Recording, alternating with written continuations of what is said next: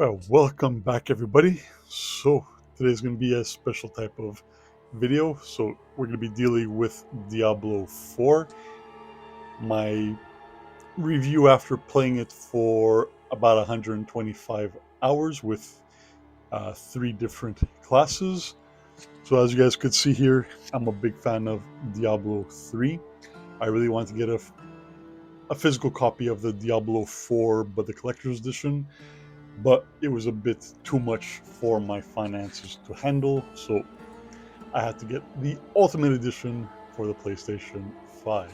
So I figured since we just had the Season 1 announcement from the development team of Diablo 4 times, I figured I might as well do my review of it, my expectations, and what I would like to see change. So you know how Diablo does their campfire videos, so I decided to try my own little campfire video to see how that goes. Hopefully, you guys enjoy it. I've been playing Diablo 4 for about 125 hours. Mosquitoes, even though I got the citronelle. So I've been playing for about 125 hours, and I've been focusing mostly on the sorceress. I have her at World Tier 2, and she is at just about to reach level 54. So I've been holding off on completing the game. I wanted to get the renowns, exploring the map, and getting all the side quests taken care of until we were getting some updates for the Diablo 4 Season 1 that's coming out July 20th. So I'm gonna have over here on the bottom screen. It's not gonna just be an empty screen. I'm gonna have my gameplay of various missions and stuff like that of Diablo 4. So I very much like Diablo 4. I'm a huge fan of Diablo 3. I still play it. I popped it a couple of weeks ago just to see what it was going to be like post Diablo 4, and it's still fun. Huge, drastic difference, but Diablo 3 is still very much playable. So here we have the collector's edition of the PC Diablo 3 when it came out, and then when Reaper of Souls came out, I purchased that one. So who knows, maybe somewhere down the line I'll also purchase the collector's edition of Diablo 4. I really want to own it. I've been playing it since Diablo 2. Diablo 1 I haven't really played. And on Diablo 3, I'm at level Paragon 2,300 if I'm not mistaken, and I've got well over 2,000 hours invested in that game on the PlayStation 4. And I'm getting eaten alive by the mosquitoes. Hopefully Lilith did not put some sort of curse on this video. All right. You can't really compare Diablo 3 to Diablo 4. There's a lot of things that they do similar, but there's many things that they do that's completely different. So I want to start off by talking about what I like about the game. So obviously the graphics are amazing. It's not exactly a game that you could pick up and play. You are going to get lost in the game if you are an action RPG fan.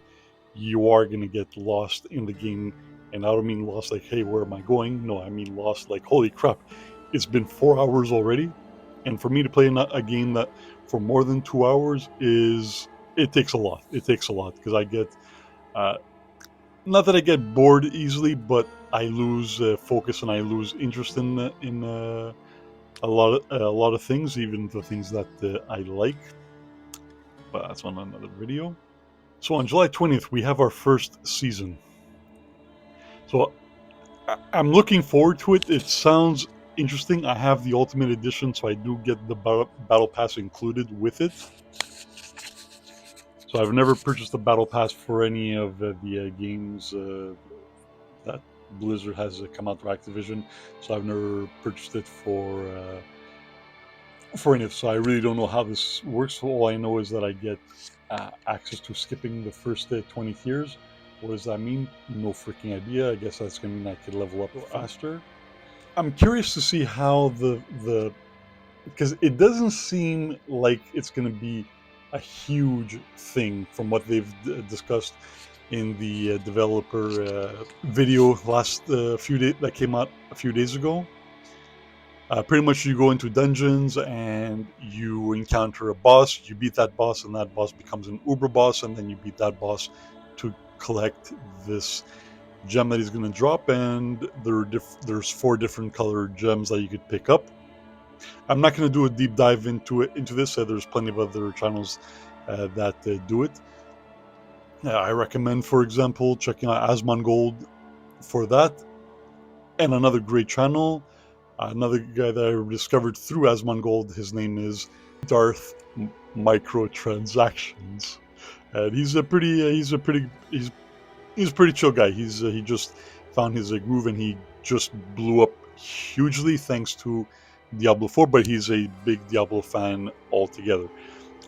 He's been focusing on Diablo Immortal. So what I like about what I'm hearing for Season 1 is that map progression will carry through. Your unlocks, like for your Paragon, did they say Paragon? I'm not sure about the Paragon, but I'm pretty sure they said the Paragon. You'll get those bonuses, and as well, whatever you've unlocked with your progression of your like the side quests. I forget what the side quests. So those extra potions, those extra skill points, and whatever, those will carry over, and you don't have to redo them like from scratch, from zero. So the only thing you'll have to do from on the 18th, log into your most advanced player, highest level.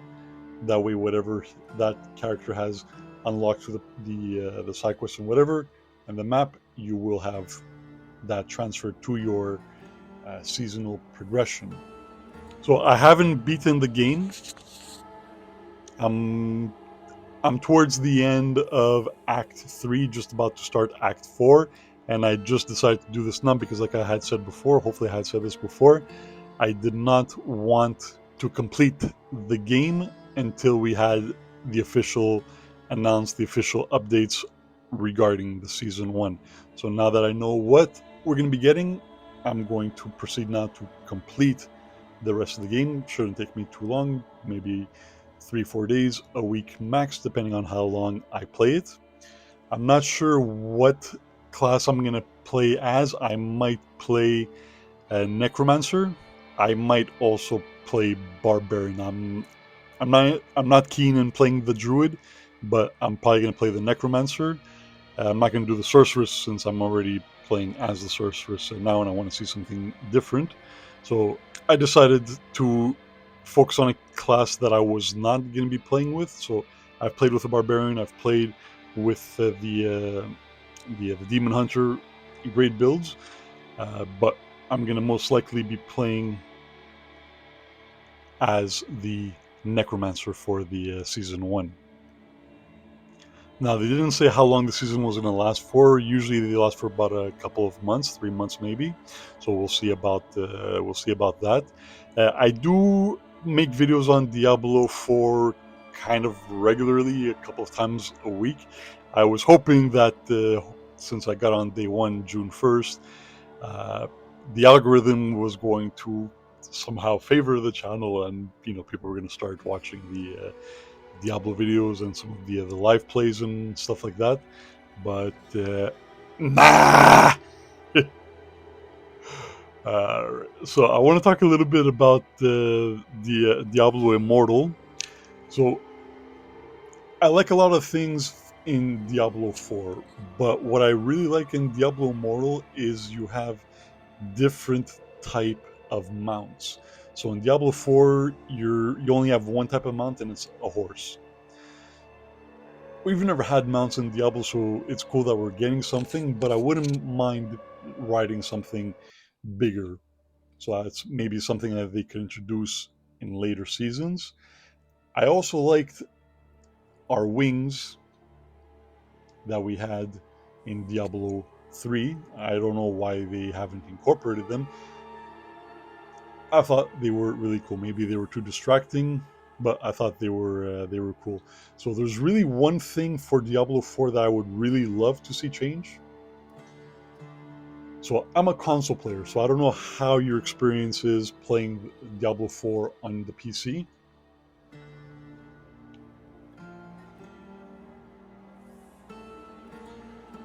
but I really don't like the fact that we have a button dedicated to the dash.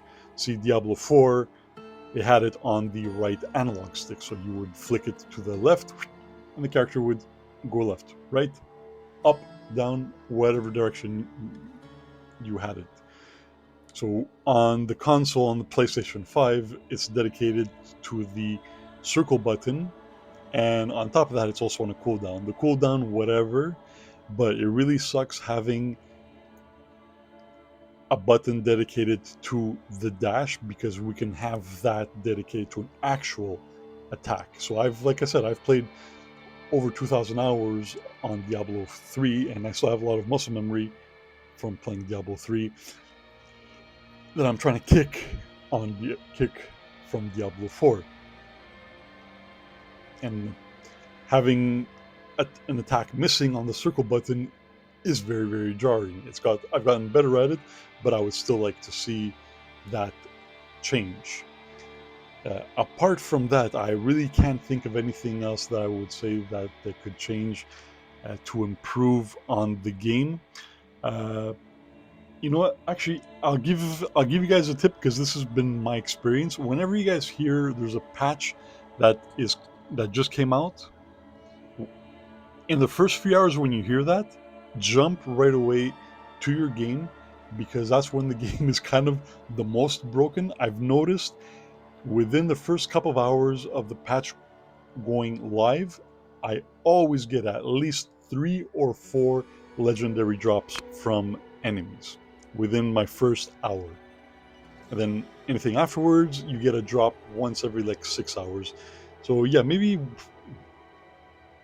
give us better drop rates for legendaries, man. Uh, all right, I'm starting to remember things that I was hating about the game. I'm gonna release a video where I'm going through all the cosmetics that are available on Diablo 4 right now through the story, and I really don't like the fact that the cosmetics in game, in the beta, they looked really cool. There were items in the beta that I could not find in the actual post-release game. I was playing as a necromancer on that one, and my character looked really cool. And I had never found anything. I was playing with a couple of other classes, and I never found anything as cool in the game post-launch. So it kind of very much feels like when you go in the store, you see all these really, really cool skins that you could buy. Like, you have no advantage, like a skill, like extra strength or higher magic and things like this, but they look hella cooler than anything you're going to find in the game so far. Some of the skins do look cool that you do find in the game, but none of them compare to what you find in the store. So I kind of feel like they're kind of like trying to push people, of course, to make those purchases. But if your personality, let's say you've purchased the Ultimate Edition, that's big bucks, beaucoup bucks. Why not give us some extra stuff, right? Hi, Leah. Well, it looks like we got a special guest. All right. Yeah, so hopefully as the game progresses and they keep releasing patches. You want to come up? Come up. Come. We're going to get better looking loot that drops. All right, let me pick her up.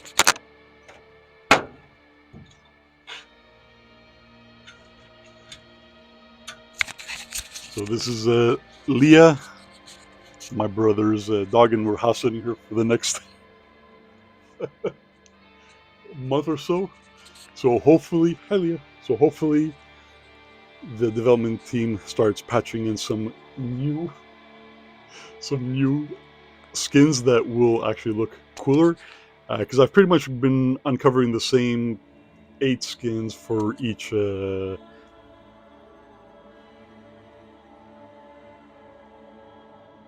For each equipment type, like the helmet and the tunic and gloves and whatever. So that's one thing that I hope. I'm sure they are going to be doing this because this is going to be a long-term game. So, yep, hopefully you guys enjoyed my Diablo 4 thoughts and going into Season 1. What do you guys think? What are you guys expecting? Are you guys playing Diablo 4 right now? If not, why not? Alright, so I appreciate you guys giving me a few minutes of your time. Giggavega out. Right, Leah? What is this, Leah? Is this Diablo 3? Alright. Cool. What's the dunia?